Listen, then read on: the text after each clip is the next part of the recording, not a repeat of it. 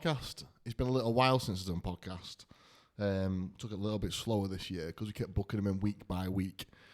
And we wanted to be a bit more particular about who we booked in. So, this week I'm looking forward to this one. Don't know much about this lady, but what I have when I met her, she always brings a lot of energy, and I like her. She makes me feel good, and that's important to me. Energy's about everything without getting too woo-woo. Just a couple of points about this podcast today. I have got hay fever today, so I might sneeze.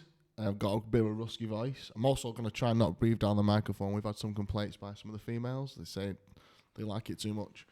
And then next door, we have a beautiful solicitor's firm, and they're having a meeting next door, and there's a lad with a very booming voice. He's the most quietest person in the world. He's worked here for 10 years and never said anything to me.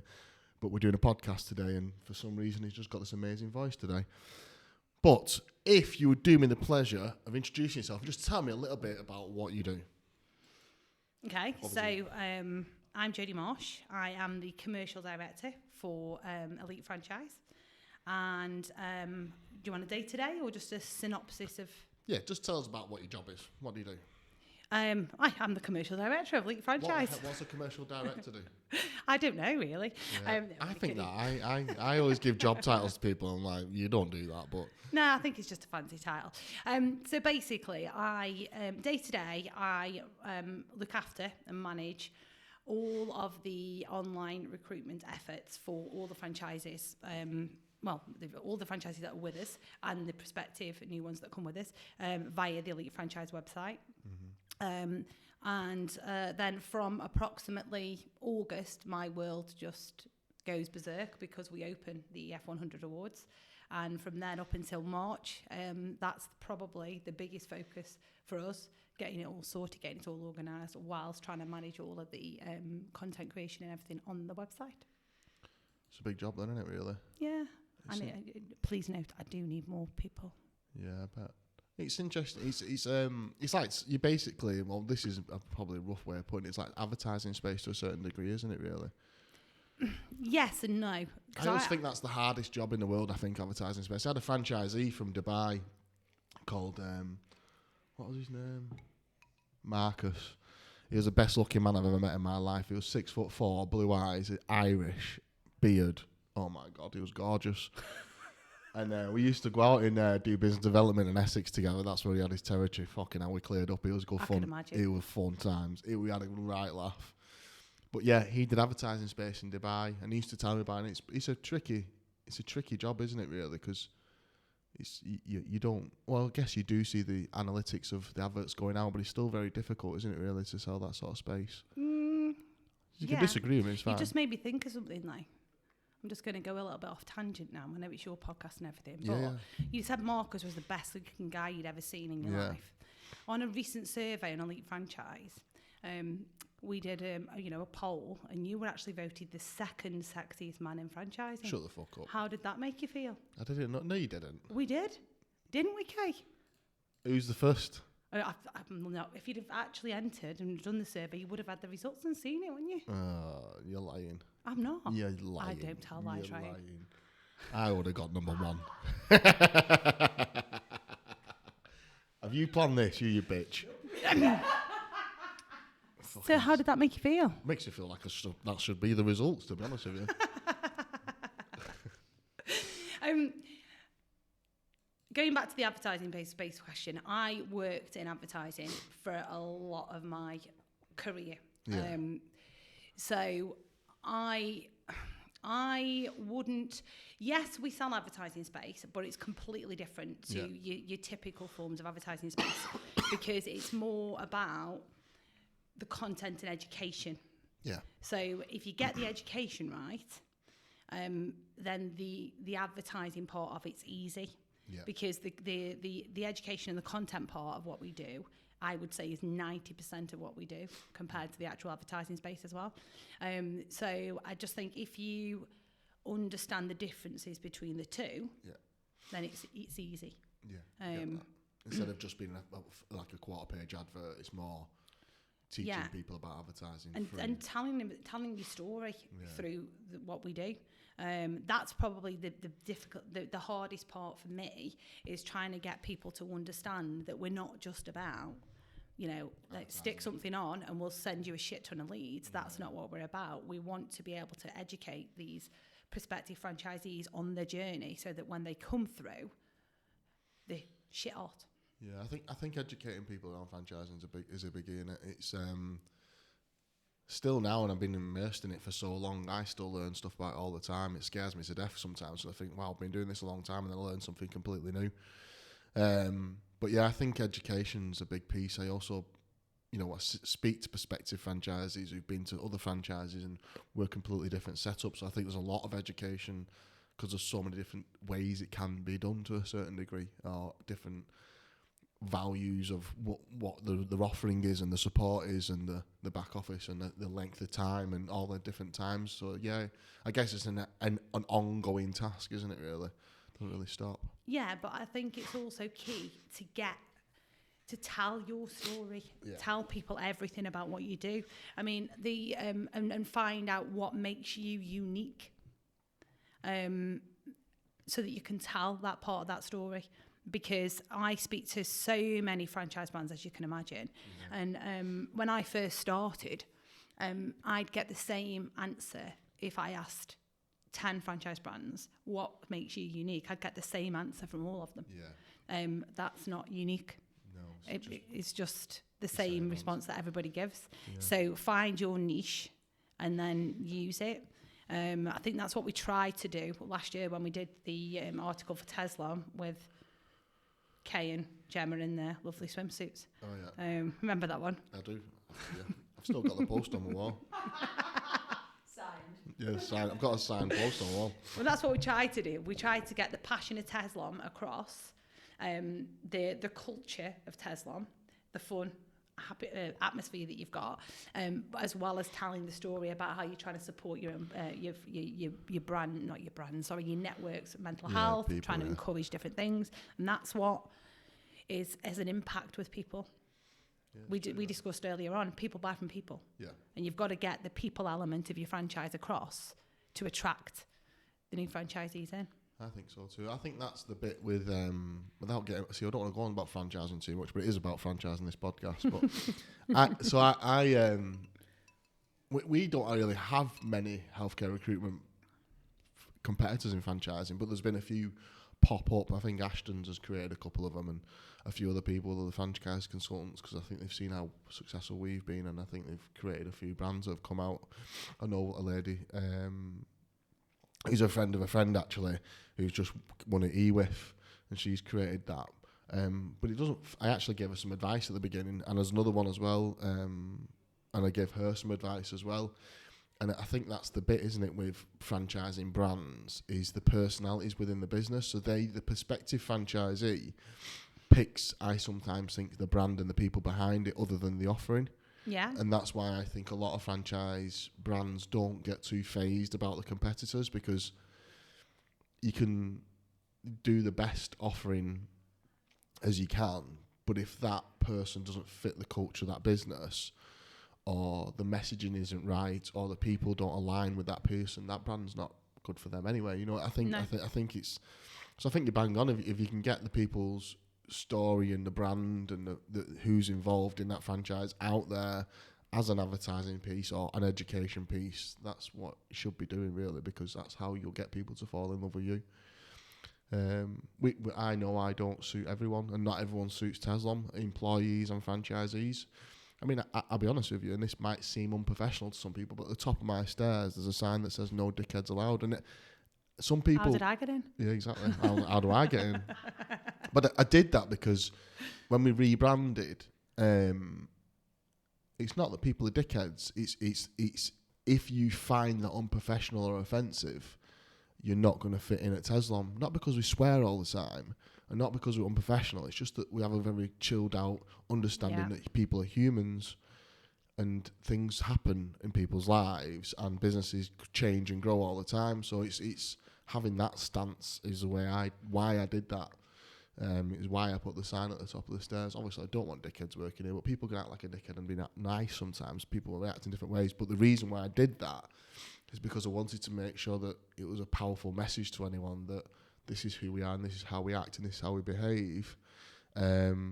if you don't like it, we're not for you. And that it's not like you're a bad person or you're a toxic person. It's just that that's how we operate. And I think that's how you get your voice out, is being. And sometimes, you know, I've had a little bit of criticism today, to be honest with you. It's pain on my mind. I won't tell you what it is, but I've had some criticism today. And but it's reminding yourself why you have them values and why you stick to the guns and why you are who you are, and all the people that do love you, and the clients and the business and the franchisees and the people in your network who do love the brand and sticking to it in them moments of criticism, in them moments where someone didn't fit or something didn't line, is understanding that's okay. It's okay. And I think sometimes people are scared of that narrative. People are scared of being seen to be a little bit different or challenge the norm. And I think that's why Tezlom stands out a little bit, to be honest with you, because I think that we do challenge the norm. But it was born from pain. It was born from a family losing my brother and my dad, and getting the message right and the branding right so that we could stick by our guns. Because you can't really not... Tezlom couldn't all of a sudden start putting shirts and ties on and have magnolia walls and, you know, go down this route of what could be seen as a corporate... but we are corporate, we are professional, we do a good job. We've just won award again, the Priory Group, which is one of the leading healthcare providers in the UK. There's over 300 agencies in the UK that supply them, and we're one of the top 5 that passed on compliance and audit. I don't need someone to tell me they don't like my no dickhead sign at the top to tell me if I'm professional or not. Do you get what I'm saying to you? Yeah. Just because I've got hand tattoos and a ponytail doesn't mean I'm not professional. It's just because I choose to be who I want to be. So it's interesting, isn't it, when you talk about it like that way.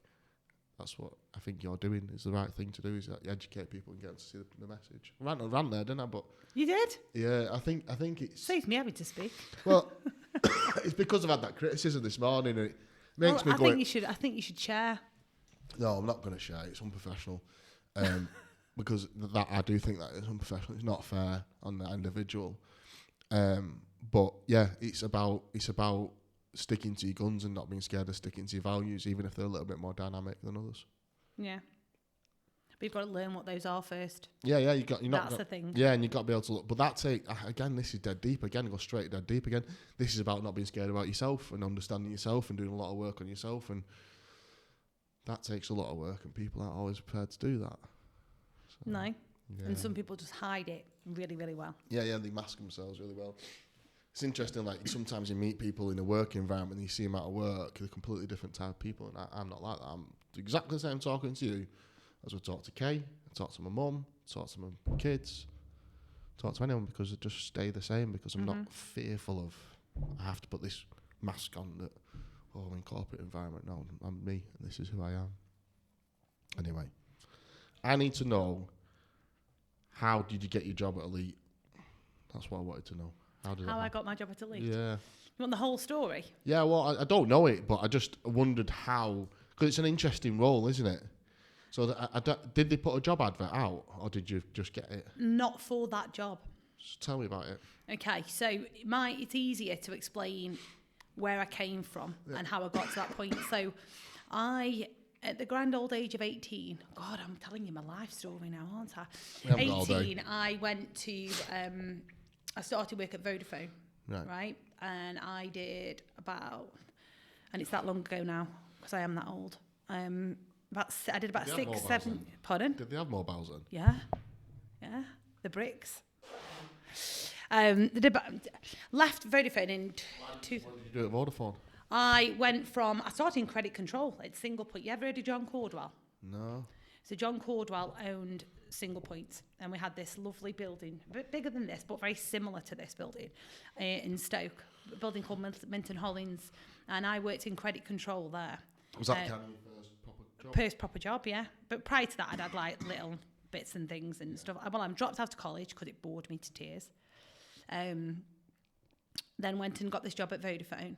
It's like 18, almost 19, and started off in credit control. Within about 7 or 8 weeks of being at Vodafone, found out I was pregnant. Wow. Right?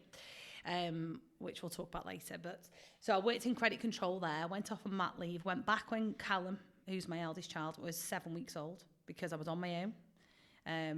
And back then, you didn't have any maternity pay because I hadn't been there long enough. So I had to go back to work when he was 7 weeks old. So I did that. How did you get support with that? Did mum help out? So I'd already bought a house. So I bought a house at 18. Fucking hell, flying, aren't you? How did you afford that? Well, I bought the house when I was 18 with Callum's dad. And then me and Callum's dad split up. Ah, right. So I then rented the house out for a little while and went and lived with my mum. Went and lived back with my mum until I had Callum. And then when Callum was 3 months old, I moved back in to the house. And then I sold it when Callum was just coming up to 1. Fucking hell, how did you go through all that in a year? I don't know, I was 19. You just do it. You just do it. Fucking hell. So I sold it when I was like when Callum was coming up to 1, bought another house, but it was like a shell, it was like derelict. So my dad, who at the time worked for Newcastle Council, which is part of Stoke, did it all up. So he did all the rewired it, replumbed it, did it all up. I mean, I paid like 34 grand for this house. Dad did it all up, and then I lived there for like 15 years. Yeah, I love that. Me and Callum.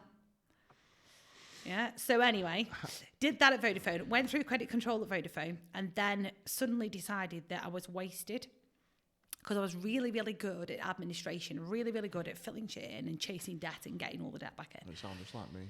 But then all of a sudden I'm thinking, wow, I started seeing like lights because I'm just thinking I just need to go to work, do my job and get it done, do a good job and get paid, pay my mortgage, pay my rent, pay my bills.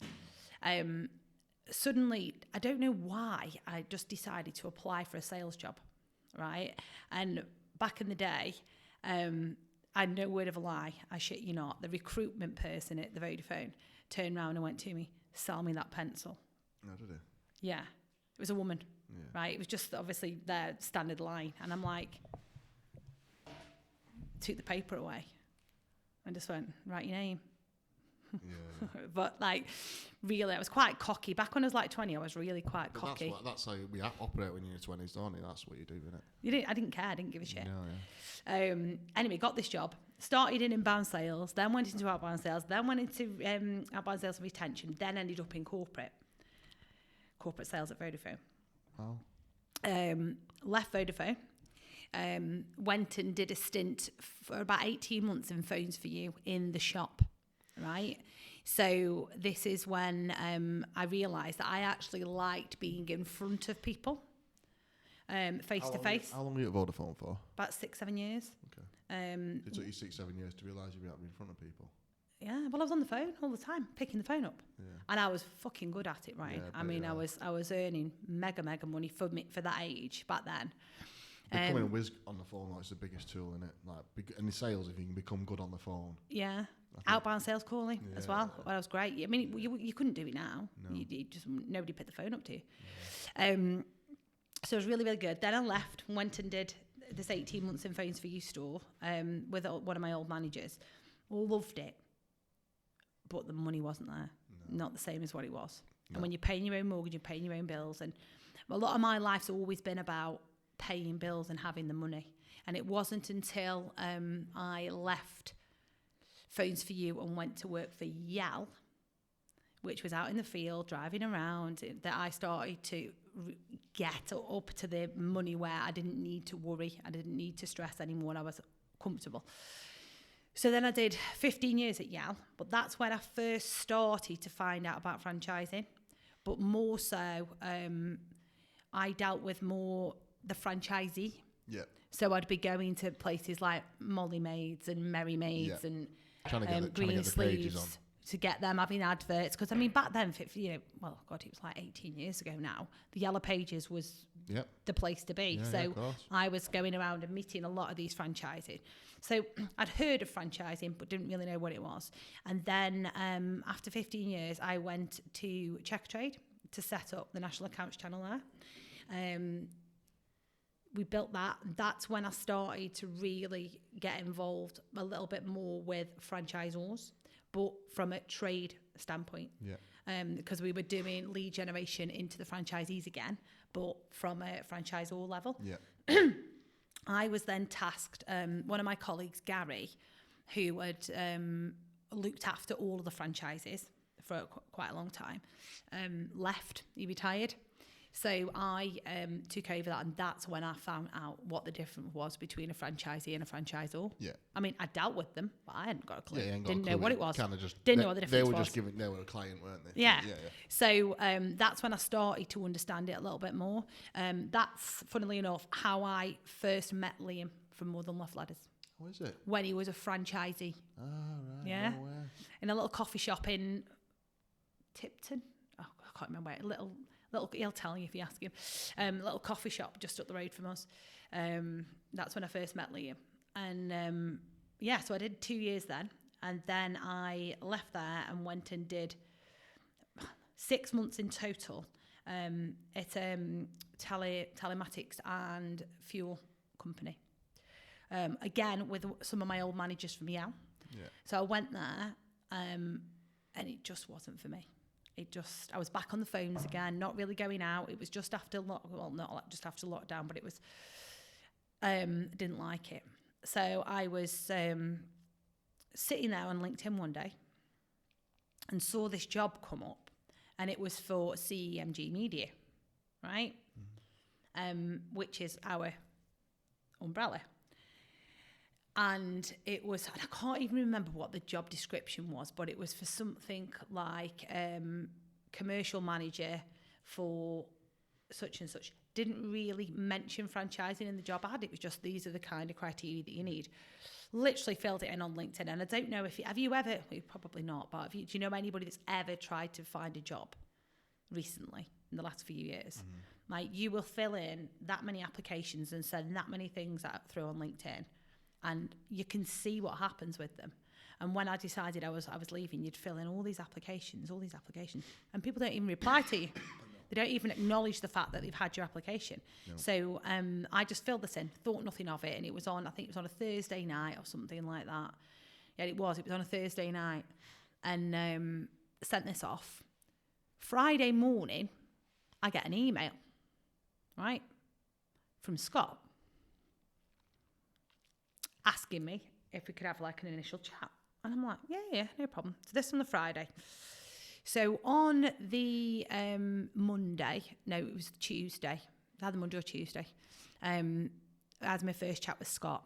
Now, bearing in mind, this is 2 weeks before the NEC, the October show. Mm-hmm. So it's 2 weeks before. And this is the Monday. And on the Friday, I'm going on a booze cruise. Right, for the weekend, right? Highly recommend them, by the way. Yeah, I bet. It's like a massive party boat. So this is on the Monday. Has the chat with Scott. That's when he gets all this information out about what I've been, what I've done, etc. Then asks me if I'd be available for a second interview, which then I do on the Thursday. And at this point, he's saying to me at the end of this interview, well, we've got a few more candidates to interview, and we're going to try and let them know this weekend because we want to get them to start at the NEC. Is it okay to ring you?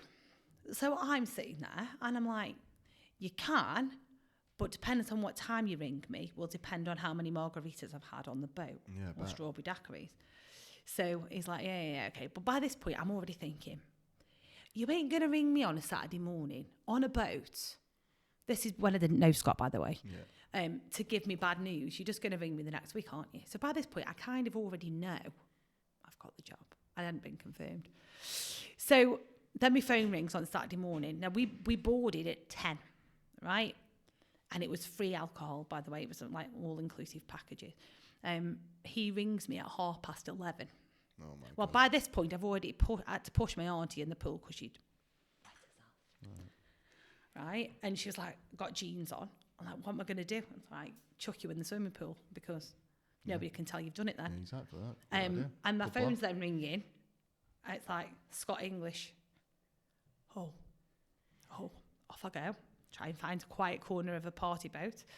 Answers the phone and he's like, yeah, you've got the job. I'm like, oh yeah, brilliant. I can't speak properly at this point.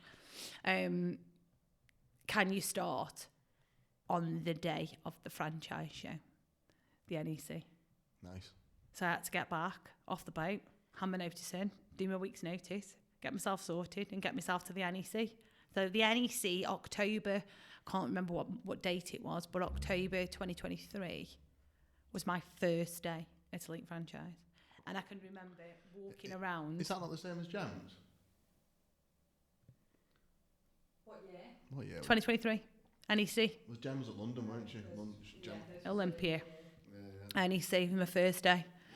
I can remember walking around, and the first person I met was Paul from Coconut. He's not a bad person to meet for your first time. With Scott, and I can remember Scott going, this is Jodie, she's only a commercial manager, and it's her first day. And I can remember him saying, did he say baptism of fire or something like that? Yeah, probably. I think it was something like baptism of fire, and it just walking around, and he's telling everybody it's my first day, and everybody's just like, okay then. Yeah. And then obviously the after party. After that, I'm there. I'm still God. bearing in mind I go bed at 9:30. Me too. Right, and I'm trying to like stay. I met you for the first time that night as well. Yeah. Back when you were fun and came to the parties. Yeah, no, I don't do that anymore. You don't do that anymore now. Boring. Definitely won't be coming now. Now Gemma's leaving, I can just stay on my own, big grumpy. No, I'll come. I'll still come. Yeah. So yeah, that was my first day. Interesting that. I've got to scrape back a little bit. Oh, go on then. So, did you get involved in any teams in your role? Have you always kind of done the sales? Have you had a team? Did you have any teams? What have you? Always working within a team. Yeah. When I was at Yale, I ended up managing the team, but not as a manager title.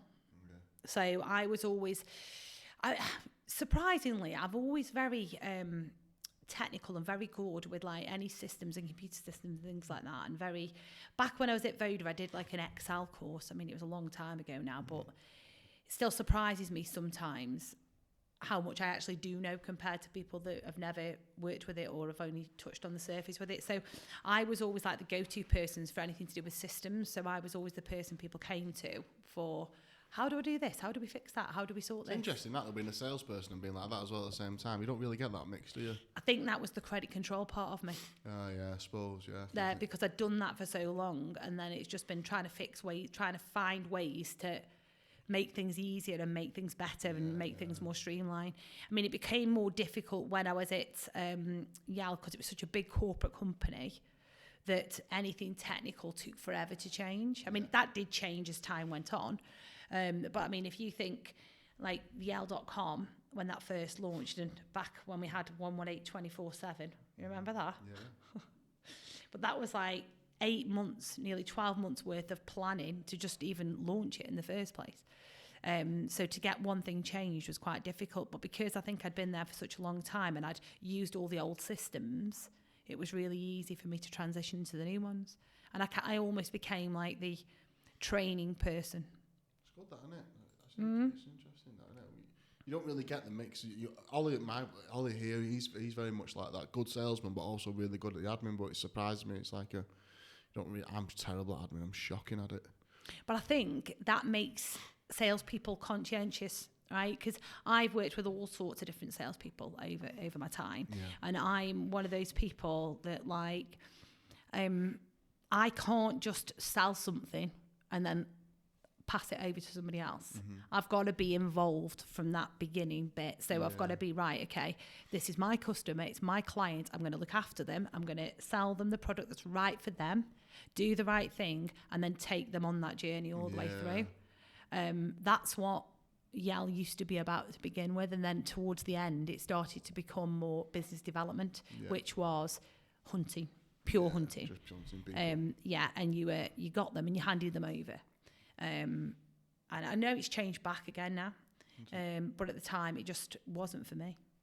And I learned that took me quite a while to figure that out, that whilst I can hunt, right? So I can go out and do the hunting's not what turns me on. Yeah. It's the account management side, and the nurturing, the relationship building, all of that's what gets me up in the morning. Yeah, see, I can definitely see that in you, and I know what Kay's a bit like that, to be honest with you as well.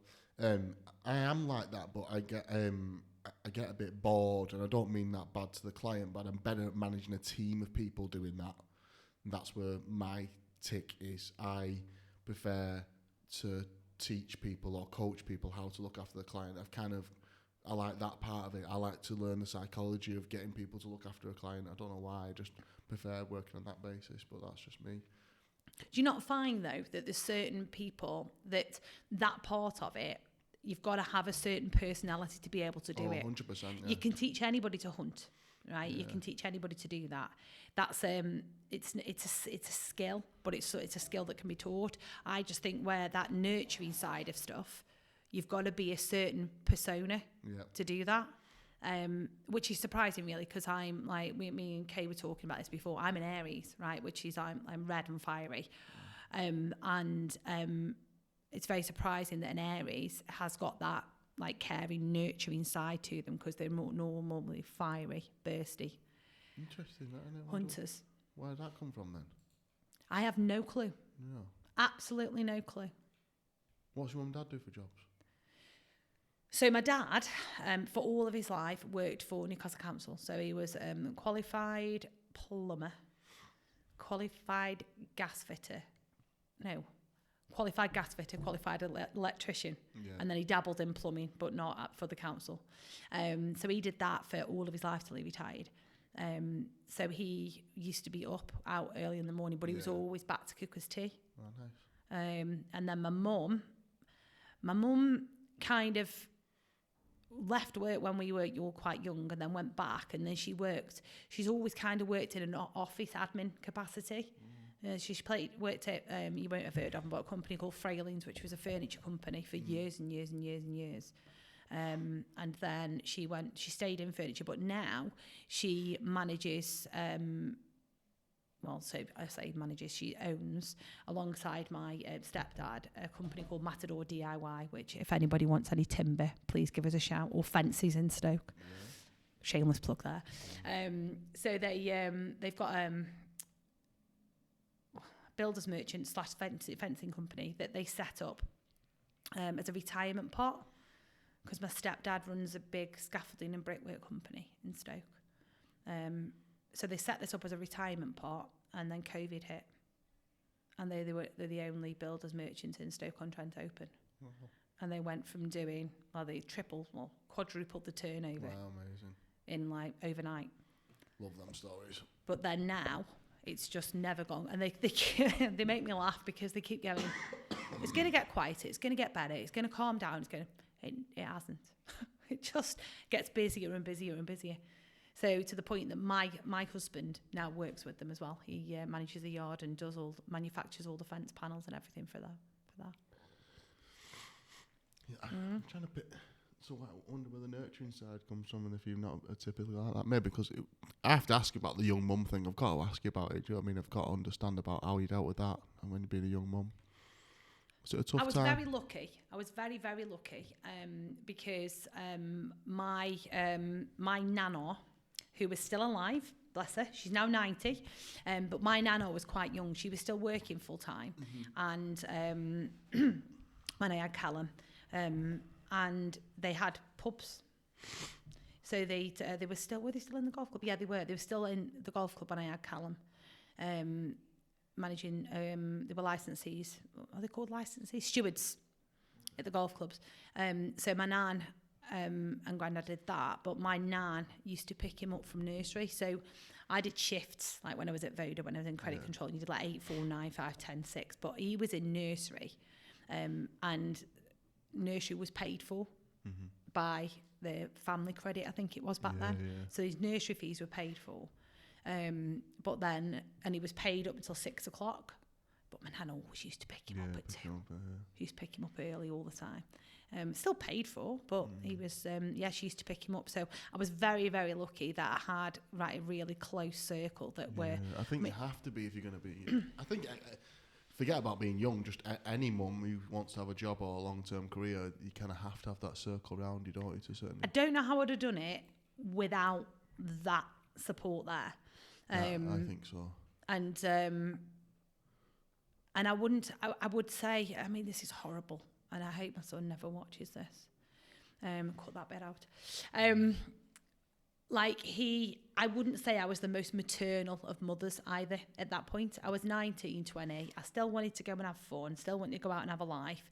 So I did what I had to do, which is probably why I had more children later on, to try and justify the fact that I am actually quite a good mum and I do actually like being a mother. It's just that I was too young then. I admire you for trying to, carrying on a job and that side of it, because it would have been easy not to, wouldn't it? I don't mind if people do or don't, but when you have to and it's a necessity, I like that side of it. I didn't have to. Yeah. I could have just gone and lived in a council house and had everything paid for, but I think the mentality of my mum and my dad both working all the time, and my nan was still working even though she didn't need to. I think that just kind of had this in the back of my mind, and I think it's just kind of your surroundings painting them pictures, don't they? I think you kind of go with what you've been used to. Yeah, because it'll go against the grain. And I also think, I suppose a lot of it was, I don't know what the word is, snobbery, right? In the fact that I can remember going into hospital and having this baby, and I was like 20 when I had him, right? And I can remember going in, and the midwives were awful, like awful. They were terrible. We haven't got a long enough time today to go into birthing stories and what actually happened. But when I had Callum, it mentally scarred me for life. So I can remember going in. I can remember sitting there and feeling embarrassed, feeling like they were all judging me because I was a young mum and I was there and I was on my own. And that's how I felt all the time. And I can remember back then they were forcing you to breastfeed. They don't do that so much anymore. They do try and encourage it, but then it was like you were frowned upon if you didn't breastfeed your baby. And I can remember sitting there with this like little tiny human that I'd just had cut out my stomach, like trying to put him on my very, very small boobs, and not happening. And then I've got this nurse breathing over me like, It's just horrible. And I can just remember thinking then in the back of my mind, I don't want other people to look at me and think, look at her, she's on her own, she's had a baby, and she's scrounging off the social. That's what I didn't want people to think. That was all that drove me behind. I didn't want people thinking, she's just another scrounger. That was just everything that went through my head. So I went out, I went to work, and I paid my bills, and I paid my own way. Okay, I had my nursery fees paid for. But if somebody wants to start a petition to, make nursery fees free for everybody that works, I'll sign that any day. Yeah, me too. Because I think that's the biggest restriction for people. It is. I don't think this is. I have seen, being an employer, a lot of people come through my doors and hear a lot of stories and watch people not be able to carry on the career because they haven't educated themselves enough around that piece. Yeah. And or their parents have, because I think the parents are that old and forgotten what it was like to have kids, or things were different back in the day. They have a baby and then they realise they can't carry on the career because they can't afford the child. I was paying £1,200 a month for both our kids at one point in nursery. It's a lot of money. It's a lot of money. It was a lot of money. And again, my ex-wife, she was had the kids, and she was a self-employed hairdresser and had to go back to work. So one was 7 weeks again, one was 12 weeks, both dead young babies going into nursery, but we had no choice. So it was either she didn't work and we didn't have the money coming into the house we had from the hairdressing, or she went in and we used some of the money and the rest of it went on the nursery fees. But I don't think there's a lot of people really take that in consideration when they're going down that route, and I think that they're going to have loads of time off, whatever, but it's not until you get down to the bare bricks of it. It costs a load of money for nappies, costs a load of money for food, prams, all the shite that goes with it, and then nursery fees, they're a lot. A lot. And then also mega money. How much kids get poorly and sent home and sick and all that, so you need the flexibility with your job and being able to drop and pick that up and put that down sometimes. Yeah, it's interesting. It's a fucking hell, you've been through it, haven't you? That would have been tough, that. Do you know what? I didn't feel it. Yeah. Didn't feel it. It was just like, this is what you've got to do. You just get on with it. So I did. and just got on with it. And then me and Callum were on our own till, Callum was 14 when I met Martin. Wow.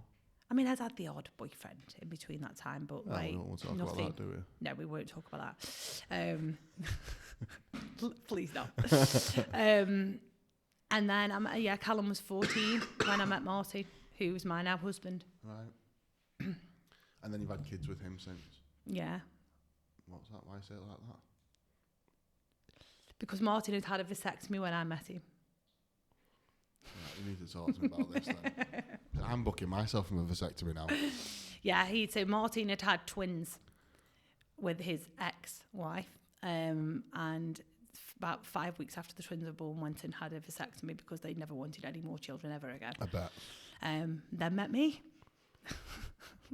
Fucking hell. So you had to go and get a reverse vasectomy? Yeah, don't ever have a vasectomy unless you are 100% certain that you never want any more kids, because that operation I would not wish on my worst nightmare. Oh my God. I do want a vasectomy because I'm just going to make it's just, I'm done with that.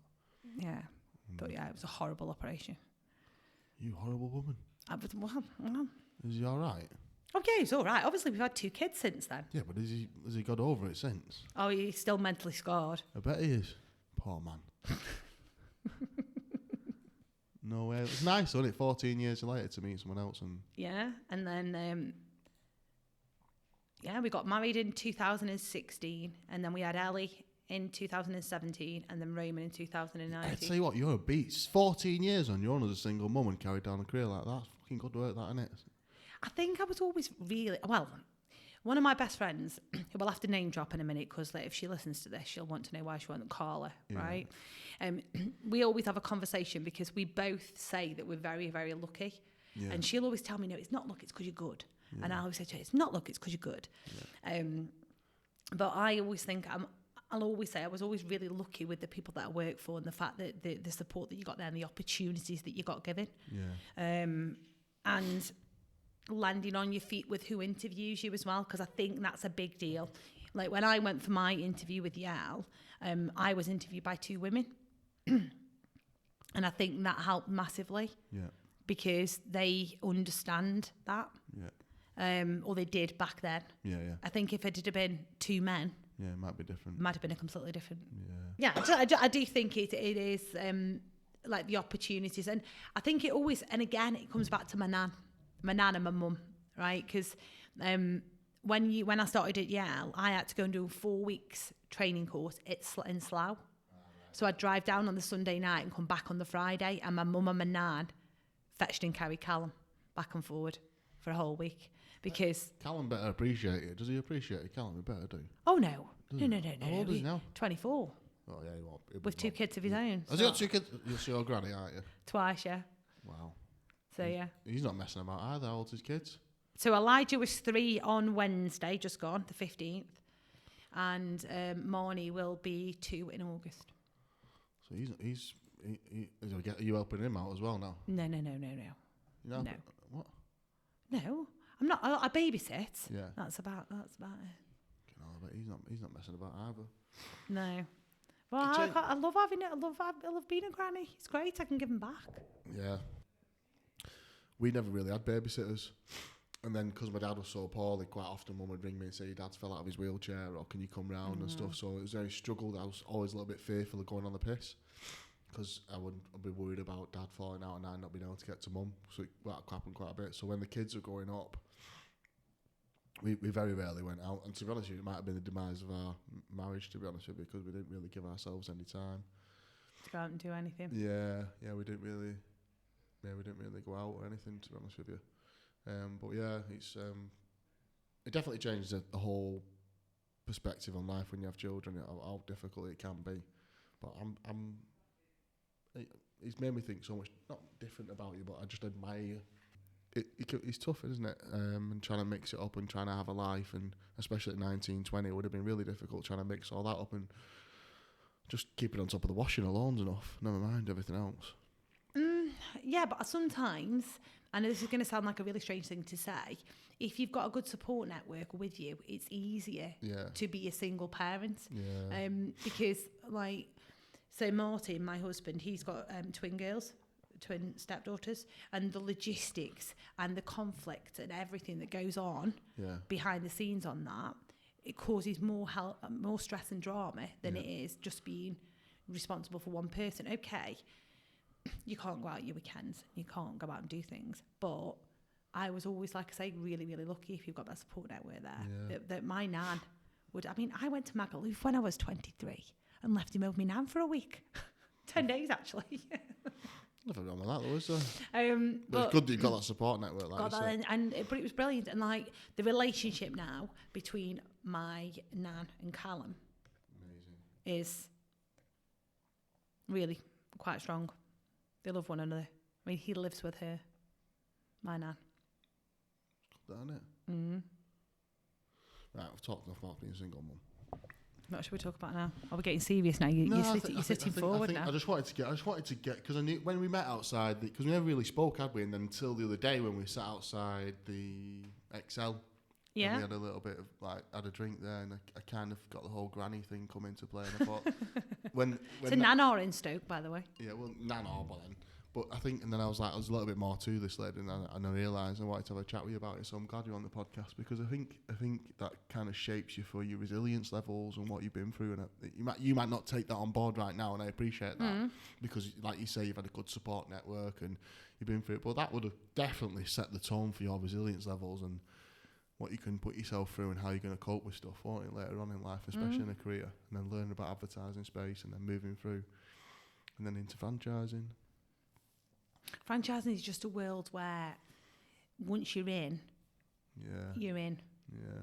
Once you get in and I think I'm really quite lucky because I've worked in other communities and other sales communities and and there's nothing like the franchising community out there. No. There's nowhere that you can go and you can find competitors that will all get together and share with one another the best things to do and talk and actively encourage each other on. You know, there's nowhere else out there. It's making me sad that does that, but there isn't. And there's also nowhere else out there where they lift other people up as well. That's a massive thing. They really, really do. Like you will know this, but not everybody who's on here will know this, but I hosted the awards this year for the first time ever, and I was absolutely crapping myself. No way, you couldn't tell. Right, but the amount of people that reached out to me prior to it to encourage me, to tell me I was going to do fine, to try and help me. Do you need any help? Do you want any, do you want to run through it just to try? And then afterwards, people that were coming to me going, you did brilliantly. It was really, really good. You were fantastic. And then me's going, no, come on now. Tell me the truth now. What was so? What could I do better? Because I just wouldn't believe that was. But what I'm trying to get at is that the community within franchising supports one another that much that you can and it allows you to grow and be better and do better, and you don't feel like a failure because even if you were really, really terrible, people won't tell you that. Yeah, they give you support, don't they? Yeah. I'm the same. I've had that level of support. I know. It's making me sad, this conversation, because. Why? Do you want a tissue? Yeah, I might have to upset in a minute. Gem's under notice and she's leaving. Right. And she's going. She's going to go to Spain and to Isle of Man, and I think she's trying to have a baby at the minute. But then she needs remote work, and we can't offer remote work. And I said to her, would you not go back into franchising for me? But then, the more I think about it, I know Pip's going to reach out to me as well. I think it's probably unfair to say that to her, but because of how amazing it is. But it just feels so fucking hard to lose her, to go somewhere else when I could, I can't offer what she wants. But yeah, and then when you hear it, and then I spoke to Pip about it the other day, and she was like, "Is that the right way to go about it?" And it just makes me a bit sad. That's all. I think you're more sad though because you can't. What Gemma does, you can't do that remotely. No. because you've got to be there to go out and meet these clients that are going to come in and do it. So it's difficult. She can do part of it remotely, but it's just the way we are set up. You know, we do discovery days and part of the team, and it crosses over, and it's too difficult. And then there's not enough leads for it to be full-time remote. So it's just trying to work out the best deal. But then again, I can soak it up at the minute. See, so. And then also she needs a Blex fix and she wants to try and have a baby, and then it's just, but then just hearing you talk about franchising that space again made me think about, is it the right thing to do? Is it fair to say that to her? Probably not.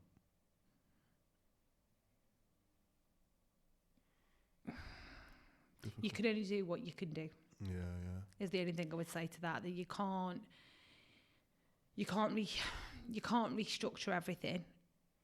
Well, you could completely restructure everything and get everybody doing everything, but it'd be really, really difficult. I think it's more just sad because of the relationship that you and Gemma have got. Yeah. That's why it feels more. Yeah, but then which again is a testament to the culture. And well, it was someone said to me the other day. He said if that person comes to you and leaves a better person, then they've done a good job as a leader.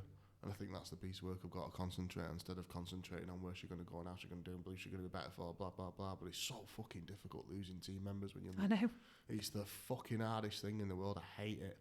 I think it's that lost piece as well for me, because I've got this grief-stricken PTSD. So when I don't have a lot of friends, I keep a really tight circle. I have lots of nice acquaintances and I make nice, I'd say, friendships with people. But I don't speak to them day to day, and I don't socialise with them. But the people I socialise with, I don't socialise with anyone. I mean, Kay's probably my closest friend, but we don't actually socialise, do we, Kay? No, not really. So it's like, I probably don't have any friends. So like, I don't have anyone I socialise with. So I don't go to the pub with anyone, I don't go to football with anyone, I don't go shopping with anyone. If I do that, it's on my own or with my kids. So when I bring people into me who do get to know me on a level, when I lose them, it's quite a big loss to me. But I think that's why I did it, because I lost Tom. So I realised losing someone so close is so fucking hard. I don't want to bring anyone else in. I've done counselling. So you put up this wall. Yeah, well, it's not a wall. I deliberately remove people from my life. Literally, didn't I? Literally remove people from my life. Not in a bad way, just did it deliberately. But yeah, I don't know why I went off on a tangent there, but it's because of that franchising piece. So yeah, I'll probably have a chat with Gemma at some point. Kay's going to want to cut this out of the podcast, by the way, but I'm not going to fucking let her. Don't cut it out, Kay. Shall we really dive into this now? So yeah. Why am I thinking of a question to ask you? You're supposed to be asking me. You can ask me one. You can ask me one, no problem. It's not a problem. I've been asked a few tricky ones before in the past, haven't I? I've been put on my toes a few times. No, but I'm not going to ask you a question. Yeah.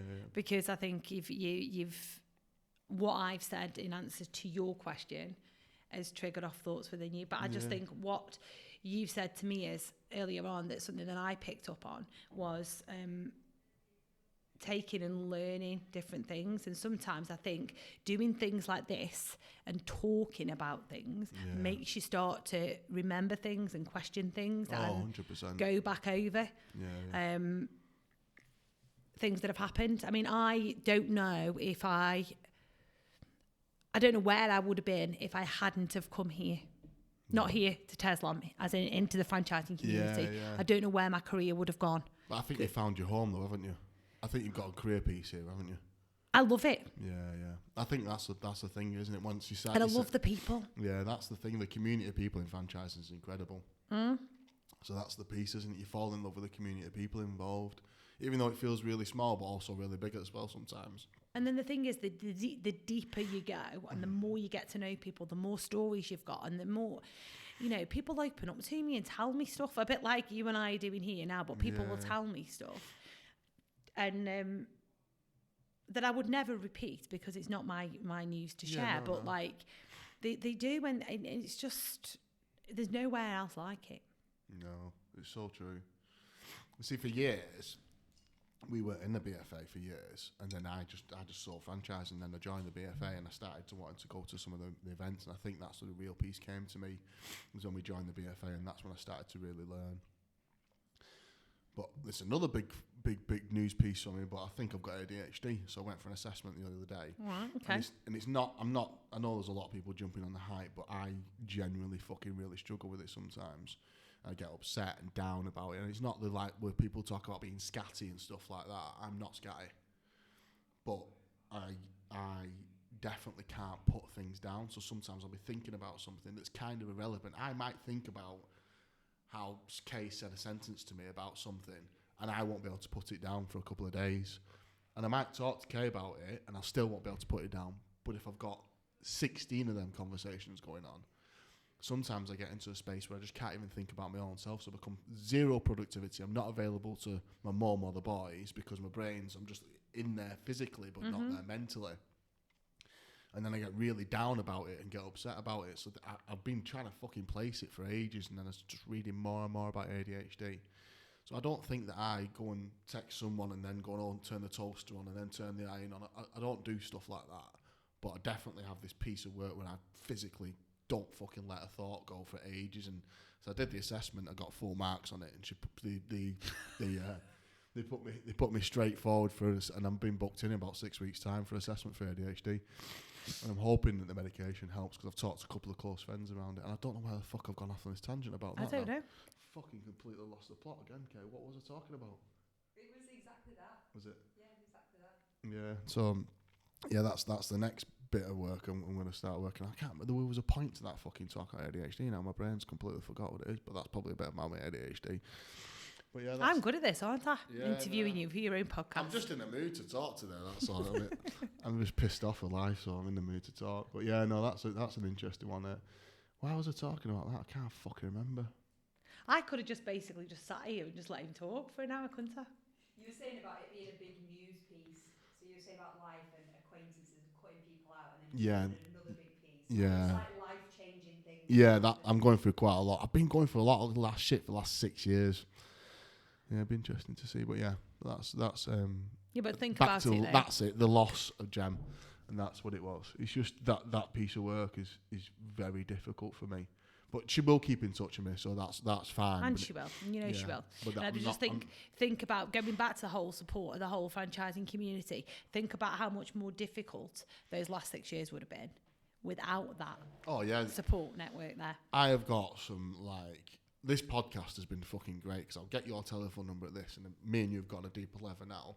And then, but I have probably got 30 or 40 people that I've gotten a deeper level with, and I've got the phone numbers in my phone book, and I pick the phone up and speak to them. Yeah. And next time I see you, we'll be friends, won't we? Do you know what I mean? So it's like a different, and I that's the bit that I'm starting to thrive upon is I don't read stuff, I don't want to write stuff, I don't particularly want to watch stuff, but having a conversation with someone, that's where I kind of really come into my own talking to someone. So then, yeah, the franchise industry and some of the leaders in the franchise industry are becoming my friends in different dynamics. I've got quite a few close ones, and I talk, weekly with them or whatever, or if I'm having a disaster or going through something. But yeah, it's interesting. Even people reach out to me now because about the divorce or whatever. They'll ring me and say how you're getting on and give me advice and stuff like that. So yeah, the franchising industry is a big community of people. It's amazing, isn't it? Really. I think you fitted in right well, haven't you? I think you become a good character in it straight away. I don't know. Negative Nancy me would say, and I just think it's because I'm everybody's friend and I just like to chat. But I just think it's really, if you are of a certain personality, you fit into the community regardless. And there's always going to be those people out there that don't like you. Yeah. And it's those people that you need to learn to just not give a shit about, not care about. Those are the ones. And that's what I think's taken me the longest time. Is it? And still, even now, I still care about what other people think. Yeah, that's a tough one. I just don't let it take over my life. I think, I've said this before, haven't I? I think if you say that you don't care what people think about it, I think you're lying. I think everyone cares about what they think you're lying. I think it's just how much you let it get into your day. It's an interesting piece that, if you find the people that you think that don't like you, go and make friends with them. That's what I do. And it's mad how they become your friend, or everything you created in your head about them wasn't true. I've done it myself. It is true. You make a conspiracy theory in your brain. You find out sometimes why people don't, because And I don't suppose you notice it so much in the franchising community, because every time we all normally meet face to face, we're either in a show or we're in a bar, right, in an after party, right? But I'm like deaf this side. I can't hear out my right ear at all. I don't know. Why? Why? Yeah. Multiple things, but probably the biggest one is, you know, the stirrup bone in your ear. Mine's broke. So my outer ear doesn't connect, my eardrum doesn't connect to my inner ear. What do you do? Wow. You just... I don't know. I suspect it was, I used to trampoline when I was younger. Yeah. But I've had loads of operations on my ears, years and years. So I'm waiting currently. There's a new thing out now that, have you ever watched Black Mirror? If you watch the series Black Mirror, it's ever so strange. Don't watch it if you're waiting for anything technical. So I'm waiting to have like a press stud put on the back of me, because I can hear from inside. So like when I lie down at night, like things like that, where my head's on the pillow, I can hear vibrations and sounds. So I'm having a press stud put on the back of my ear, and then my hearing aid will sit on the back. No way. So I'll be able to hear out of it. But yeah, I can't hear. But the reason I was telling you that is because that makes me really loud. Like at times, especially if I get anything other than calm, so excited, nervous, anything like that, I get quite loud, my voice will increase. So a lot of people find me quite intimidating and quite scary when they first meet me. Right, so the gym's a prime example, right? There's so many people in the gym that don't even speak to me. They see me and they'll put their heads down, right? But then you go and speak to them, and then you see the penny drop in the head when you're having a conversation with them, and it comes out that actually she can't hear. That's why she's quite loud. And then they're like, oh, she's not just this bullshit loudmouth cow that I thought she was. Actually, there's a reason. I just thought you were a salesperson. I didn't think you were a salesperson. I didn't like you're loud. No, but it's just the perception, the persona of what people think about you aren't always what's actually behind the scenes. And I think that's probably one of my biggest problems, but one of the things that I've overcome the most is the fact that I used to care that much about what other people thought, that it used to be like quite demoralizing and very dilapidating. Is that the word I don't know. I'm looking for? Like it used to just like control me. Yeah. Like to the point that I'd just become a completely different person because I was that concerned about what other people thought. Yeah, I know. I get that. I feel that too. I understand that. But now I still care. I've just learned not to let it bother me. Yeah, consume your thoughts as much. Yeah. Some stuff you can't help it, but sometimes I get that. So you want to be like Kay. No one likes Kay. That's the best way to be. Kay just accepts that. Especially when she has your jacket and never wears it. She just called out of therapy to get over it. So no one likes Kay. No one. Everyone's like, oh, she's a dick. Every time I was like, just don't say anything to her. I'm gonna cry in a minute. But yeah, no. That's you know how what? I feel when I turn up. You take my jacket off. Well, it's. I think a lot of people be like that, Jordan. You know, I think a lot of people be. It is a hard thing to not be liked or try and get around that piece. It must be an insecurity or something somewhere, mustn't it? I don't know. I think it probably loops in around the whole section around self-love as well. Yeah. Not just like... I was going to creep into that because... Yeah. How do you like get through your stress of life being like... How many kids you got? 5, including the 2 stepkids. 5 kids. And 2 grandkids. 2 grandkids. Married to a guy you made have a reverse psychiatrist, whatever. Didn't make him. Sounds like he did. Bet if I got him on this podcast, he'd tell me he did. I think you'll find he didn't. Well, I might have done, yeah. Exactly. Yeah. And then you got a full-time career and now you're commercial director. How the fuck do you manage stress? Talk to me about it. You must manage. You can't be always fucking happy. Talk to me about how you manage your stress. I don't get stressed. Fuck off. No. I don't get stressed. I get anxious. That's the difference with me. But I've always worked in sales, right? So the pressure of targets and hitting targets and reaching targets and stuff like that has always been there since like I was 22. Yeah. Right. So that I've learned to. I don't know. It's just a part of life. My everyday, it's my job. It's just expected, isn't it? If you're doing sales, you've got to have some sort of target. So it's not that, but I get when I was trying to think when I started to notice I was suffering with anxiety. I can't remember what year it was. When I started to suffer with it, and I started to go, and I never went to the doctors or anything else like that, because that was something else that I never did. Never went off on the sick. Didn't want to do it. So what I was talking to one of my friends, and at the time, and she recommended going for some counselling. So I did. And I was paying for it. I was going and seeing this guy called Chris, and he was brilliant, right? Oh, really, really brilliant. But I think the reason why he was so brilliant is because it was more person-led counselling. Is it called person-led or people-led? Yeah. Where you talk, and a bit like this, a bit like a podcast, right? Where you just sit and you talk. Yeah. And it's like, how did that make you feel? Yeah. And like, by the end of it, I'd paid for an hour, but everything was coming out. Yeah, that's the sign of a good counsellor. Yeah. I did the same for 2 years. He was brilliant. And he got me through probably a really quite tough couple of years. There wasn't anything that I could pinpoint that set it off. I just started to get really anxious, really. You used the word, did you use scatty? That's so I felt like I couldn't control everything. It was all over the place. And got me through a couple of years. And then I was fine until I got pregnant with Ellie. Right? And I don't know whatever that girl did to my body. I have no idea. But besides the fact that I craved sugar every single day with her, I had prenatal anxiety. So it started when I was about 5 months, and there was absolutely no reason. But I think, well, no, I know exactly what it was. As it started to come to the point of the time of thinking about getting this child out. Yeah. It started to bring up all those memories, all of those issues, right, with Callum, right? And it all comes down to the fact of they strapped me to a bed with a monitor on with Callum, and I was there for 18 hours, not allowed to get off that bed. Wow. Right, and it's just, loads of other stuff happened, but like when it started thinking, and I'm like, I don't want that. I don't want a section. But because I'd had a section, I'd got to go through this pathway of medical, and so that started to develop all of that and everything else.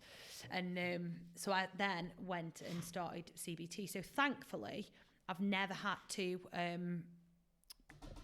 have medication for my anxiety. I've always been able to manage it through CBT and counselling and coaching. Yeah. And so it's all. What was the question? Go on, I'm doing a U now. I'm going off on a tangent. How do you deal with stress? So I've learned then to manage it. So I know what my coping strategies are. But then I also know I can identify now when I'm starting to get triggered, right? So if something's going to trigger me, I know, and I can feel it starting. So what was happening was I was going from here to here, and then the whole world had just fallen apart. Whereas now I'm starting to notice those triggers at the beginning of it, so I deal with them then, rather than having a complete meltdown and getting to the point that I can't cope. Talk to me about it. Talk to me about your triggers. Talk to me about how you cope with it. What your coping mechanisms.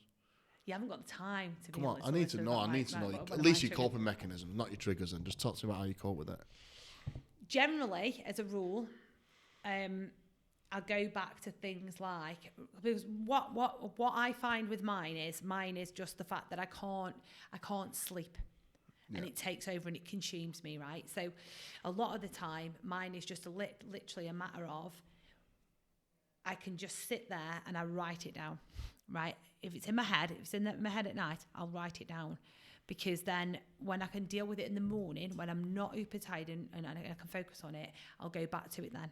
Rather than lying there at night going over and over and over and over and over again. Find yourself somebody that understands you but doesn't judge you, right? So that when you're getting to the point that you need somebody to bounce this off, because if you've ever suffered with anxiety, or you know anybody that has, you know that what is going on inside your head is not normal. You know that it's not rational, and you know that your thoughts and what's going to happen. Like, for example, right? One thing that always triggers me is when I'm going on holiday, when I'm flying, right? And I know I absolutely know that everything's going to be all right. It's not going to be, but I'll still be lying there 4 days before we go thinking about, but what happens if one of the screws falls out of the wing, or what happens if this, or what happens if the pilot falls asleep, and it'll all just go through my head, and it's completely. It's always it's an anxious part that everybody would probably have that thought, but it doesn't take over the world and the life. So I would then write all of that down, write everything down, and then try and get myself to sleep. And then the next day, a lot of the time, I can just rationalise it in the cold light of day when I wake up in the morning. Like, you can rationalise it, but if you can't, find somebody that understands you and that can talk to you and helps you get from A to B and just release it. So that's what I do. So I've got going back to my really good friend again, who will let me ring her at any point, any day, and I can just offload, and then she doesn't say anything.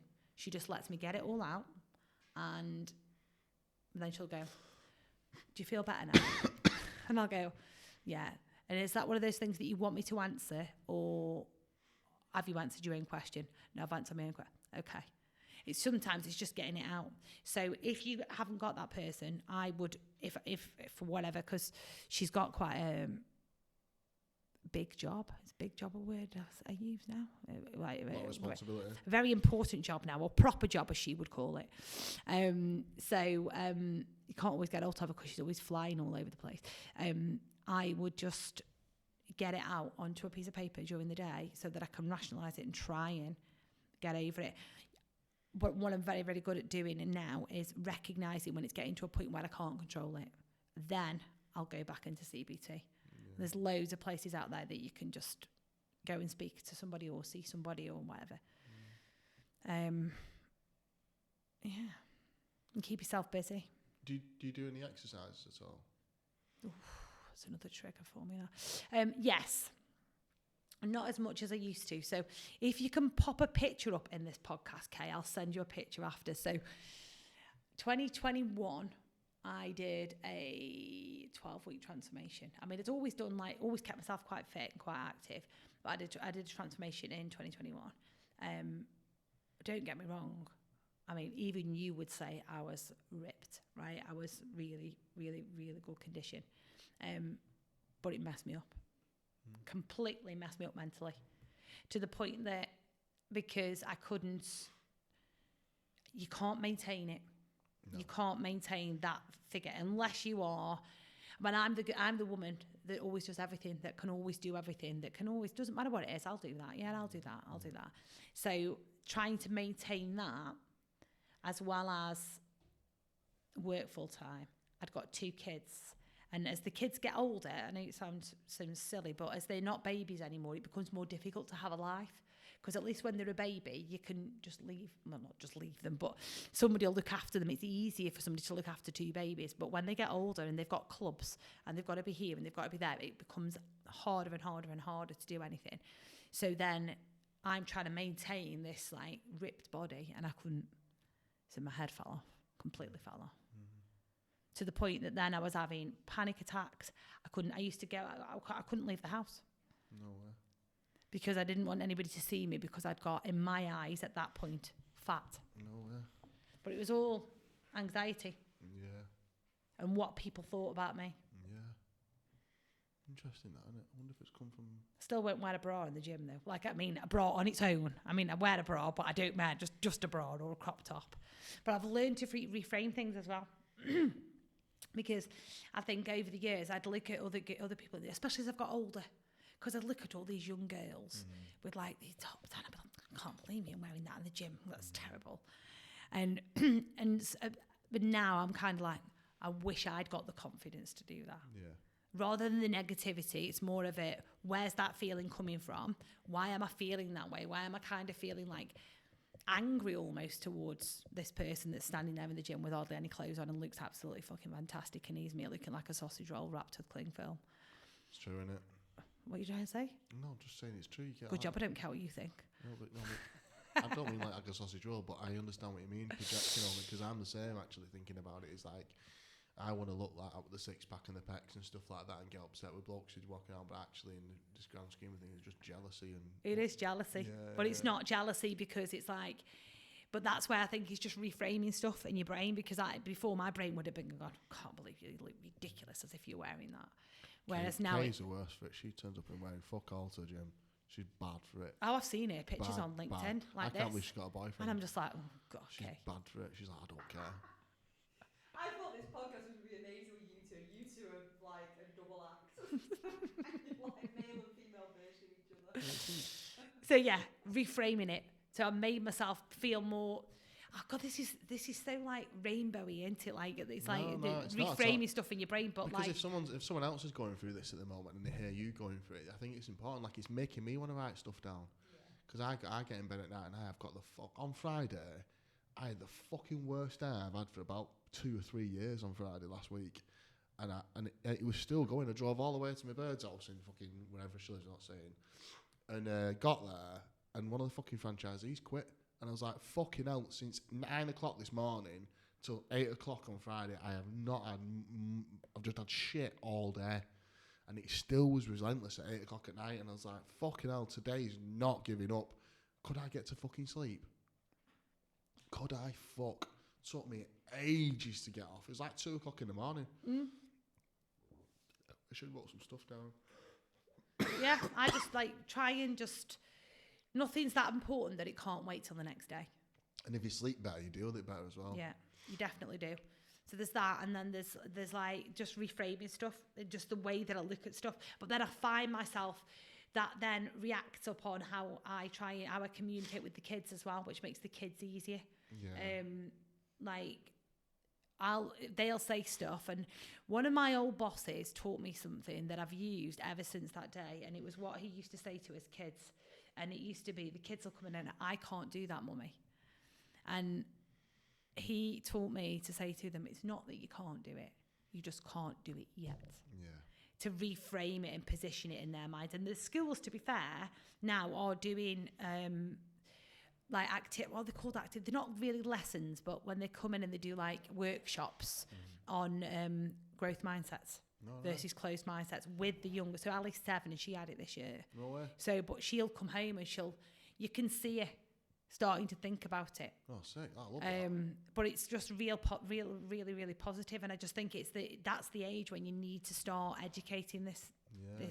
Because my son's age group and the twins, like, I don't know, are they Gen Zs? What I forget what year they are, but like, so Callum's 24, the twins are 18. But I think that period there of like those, and it might still be there now, I don't know, because I haven't got the younger ones into high school yet. But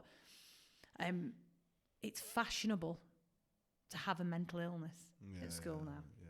If you haven't got depression or anxiety or something, it's not fashionable anymore. Yeah, so true. And it's so That's sad. Why I'm afraid of that ADHD thing, because like, can I put it in my bio on my Instagram? Yeah, but like at the same time, it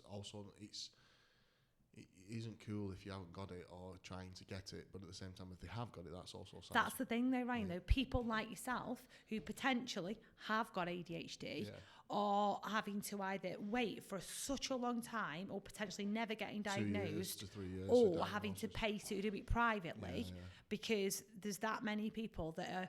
It's like, the best example I can give you, how many people have you heard say, oh, it's just me OCD? Yeah. And they haven't got OCD. Yeah. Kay's got autism, though. Kay's definitely got autism. We just don't. She hasn't been, but she has. Cut that out, Kay. She's definitely got autism. I don't know what to do. You might get it later, Ryan. Well, I need a wee in a minute, so we might have to stop talking in a minute. How long have we been going for now? How long have we been going for now, Kay? 80 minutes. 80 minutes. Yeah. I think I'm going to wrap it up there. You know what? I got out of you what I wanted. What did you want? I wanted to understand what you were like, and I knew there'd be a big resilience piece. As soon as you told me you were a granny, I was like, fucking hell, she's been through something, and she's just wrapping it up very well. And you are, but I really like you. I think you're fucking dead. I think you're dead resilient. I love everything you're about. I think the franchise industry's got someone amazing working in it, an elite franchise. Listen, I'm already employed. I can't come replace Gemma. No. I don't. I'm not going to replace her. But yeah, you know, it's nice to have someone in the franchise and she's like, yeah, I think you're going to do really well. I think you just carry on doing what you're doing. I think you're really well liked. Thank you. I'd be surprised anyone don't like you now, if they knew what you really like. Everybody loves me now, Ryan. See? See? Deal with it. You think you like that, don't you? You want to ask any questions, Kay? No. You done with that? Yeah, you've got everything. Took me a while to get that out of her, didn't it? Fucking great podcast, that. Thank Are you. we turning it off now so I can go and wee? Yeah, turn it Thanks. off.